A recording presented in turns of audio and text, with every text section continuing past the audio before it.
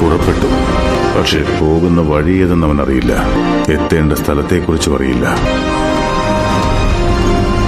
അതിന്റെ അമാനുഷിക ചരിത്രത്തെപ്പറ്റിയും അവൻ അറിവുണ്ടായിരുന്നില്ല. വിശ്വാസങ്ങൾ മരിച്ചു മണ്ണടിഞ്ഞ ആ സ്ഥലത്ത് ഒരു ഭ്രാന്തൻ കെട്ടുകഥകൾ പറഞ്ഞുകൊണ്ടേയിരുന്നു.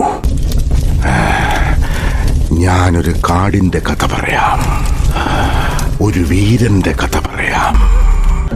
മാരിമുകിൽ പോലെ പെയ്ത തീത്തുള്ളികളെവിടെ? കാലനവെന്ന മൃത്യുഞ്ജയനെവിടെ? മണ്ണിനെ വിണ്ണാക്കാൻ വന്ന മഹാമാന്ത്രികനെവിടെ?